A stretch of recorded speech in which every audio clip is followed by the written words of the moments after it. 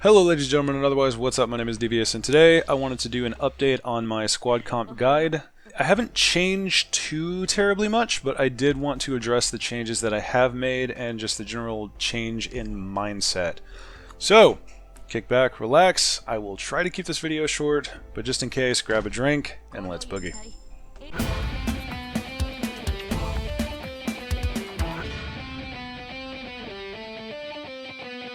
Alright, so very quickly going through this, let's cover the old guide, then I'll tell you the new one, and then I'll give you some free-to-play recommendations for basically any versatility type situation. You guys know I love versatile stuff. So, the old guide was 2 medics, 2 casters, 2 snipers, 2 vanguards, 2 guards/defenders, and then 2 wild cards, with a recommendation that you have at least 1 AoE caster in the group. The new guide is 2 medics, 2 casters, 2 snipers, and between those two I would recommend at least 1 AoE. I'm not specifically recommending an AoE caster at this point, because with new content, casters are not quite as blatantly powerful, and it does help to have an AoE sniper on occasion with certain missions. So after that, it is the usual 2 vanguards, 2 defenders. I do recommend you take at least 1 healer defender because they're fantastic. First of all, even if you just have Gummy, she will help take a little bit of the pressure off of your medics and just keep everyone topped up a little bit easier. And then the last 2, instead of wildcards, I'm going with hybrids because I do believe you need a full set of 6 melee units just for that emergency scenario. If you don't like to run with them, then that's fine. And let me just take a moment to say, because I forgot to do it in the intro and I'm sorry, this is all my opinion based off of my experience. These squad compositions are the ones that I am most comfortable with, so this is what I'm bringing to you, and hopefully either you get the same use out of this information or you can emulate it and then find your own style that you like much more. So, all that being said, let's get to the free-to-play recommendations for all of these characters. Or all of these roles. Good lord, I can't brain. So, for medics, I will still and always shall recommend Gavial for her second skill, which is an AoE heal/buff that just makes people very difficult to kill. Gavial is not necessarily an absolute must, but she's definitely a bonus to have in most missions. I would not go anywhere without her. You get her from the credit shop for the friendship credits. It doesn't take too much time at all to unlock Courier to get past him and get Gavial. I had them both maxed out within like 4 or 5 days, I think. Actually, no, that's a line of BS. It was more of like 2 weeks, because you can only buy 1 at a time per day. So once you actually set your mind to it and unlock those units quickly, you're gonna burn through them like crazy. It's fantastic. Aside from her, your second medic is pretty much up in the air and for preference. I ran Perfumer for a while. I'm running Silence right now. Even Hibiscus will do just fine, and Hibiscus you get for free. So it's pretty much whatever you have, pair up with Gavial, and you're going to do fine. Next up, for casters, I will always recommend Amiya. I can't not recommend Amiya. I talk about Amiya in every single video, so just take it with a grain of salt. She's fantastic. Give her a shot. There's no reason not to. You get a 5-star for free. Aside from that, it depends on the scenario who you take otherwise. I personally always run with, say, a Lava or a Skyfire or a Gitano. Basically someone who does AoE, but you can totally run just another single target caster. This one is pretty much up to preference. And I'm not going to give you solid names because I want you to be able to explore on your own. Basically anyone that you like as a caster will do pretty good here. And if you have enough damage elsewise, then you can even throw in a supporter if you want to. Just be kind of careful with that. This one takes some experimentation. Next up, for snipers, Cruz and Jessica will do you just fine, but if you have an AoE sniper like Catapult or Shirayuki, I would highly recommend boosting them up just because that AoE is fantastic to have. I definitely recommend doing it if you don't have an AoE caster on your lineup yet.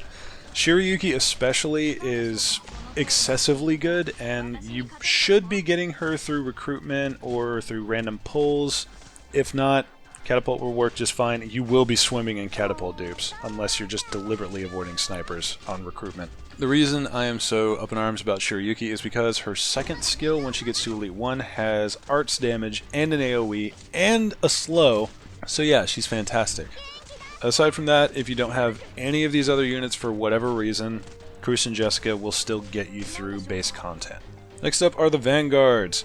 I will always default to Courier and Fang, who are not necessarily the greatest Vanguards in the world, but they do quite well. They're very solid, they're very consistent. If you want a kill Vanguard, the single blocker that gets a deployment point whenever they kill something, Vanilla or Plume will do you just fine. I would kind of recommend Plume because Vanilla's a little shaky. I haven't gotten to use her too much yet, which is a dang shame because she's so adorable. If for whatever reason you got Granny from the event that ended not too terribly long ago, please use her. Granny is amazing.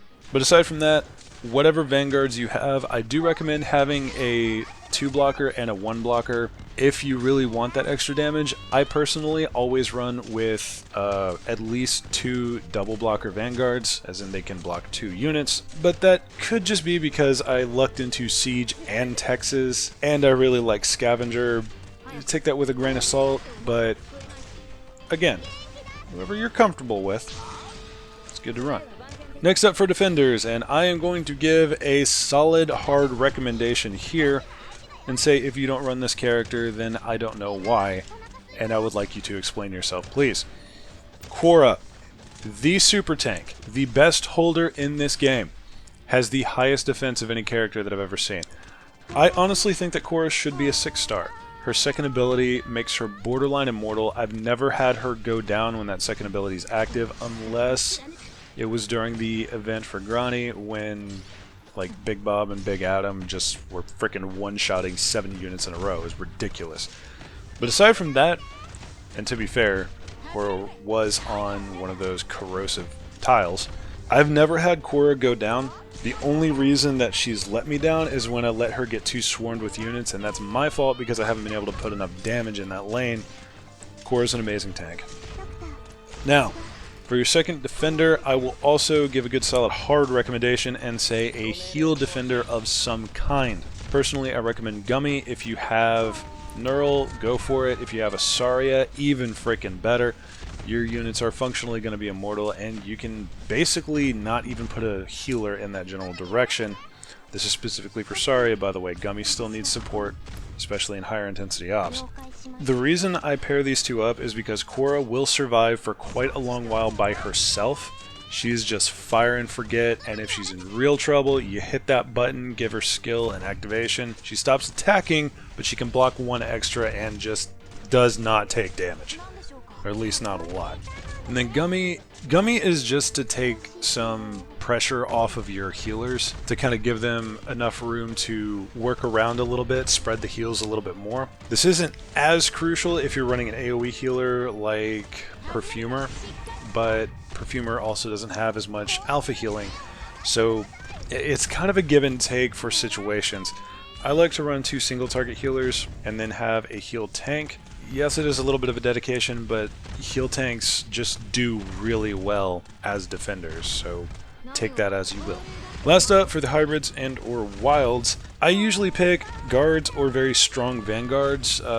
Examples of this would be Texas, Scavenger to an extent, Siege obviously, but pretty much I like to put my physical damage here, or my dedicated physical damage here. And my recommendations are going to be Estelle, Frostleaf, Malantha, and Mouse. Now, split those two up, and I'll explain them. Estelle and Frostleaf for a good, generalized, versatile kind of pick, because Estelle does AoE damage, every unit she's blocking she's going to punch, and she heals. Frostleaf can shoot over a friendly tank, which is really great for someone like Gummy, who can just heal herself, or someone like Korra who just doesn't take much damage at all, and she provides a little bit of a safety net for if someone gets past her. So Frostleaf and Estelle, pretty solid for the versatile pick if you just want like kind of a good hybrid bruiser. So my recommendations for straight damage are going to be Melantha and Mouse. Let me explain this. At the moment, with the level of trust and rank that Melantha has, she is on par with where I have Scotty, and that's insane.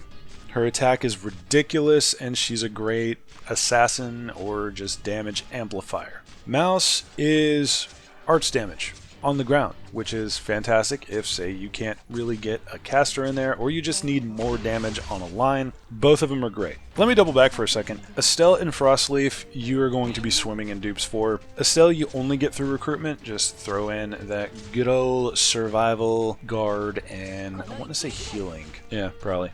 But essentially, hunt for guards. Eventually, you're going to be swimming in Estelle's and Frostleaf's, and it's going to be fine. By the time you get to harsher content, you should have much better than the units that I've named here. Yes, I still use Estelle. Yes, I still have Melantha and Korra in my loadouts. But at a certain point, you are going to have a pretty respectable group of 5s and 6 stars. So don't feel the urge to like super challenge yourself, especially if it's going to be frustrating, by using all free-to-play units the whole time. I'm doing it to demonstrate that you don't need crazier stuff. And honestly, I don't even really need to, because Tectone's already doing something like this. I just kind of wanted to spread the word to anyone who, for whatever reason, has heard of me and not him. By the way, seriously, if you want really solid guides, go check out Tectone. Anyway, that's pretty much it for today. It's probably the last squad comp update I'm going to do for a while. Y'all have a wonderful day. Drop a like if you liked the video, drop a dislike if you didn't like it, and please drop me a comment letting me know how I can improve. Y'all have a wonderful day, and I'll see y'all next round.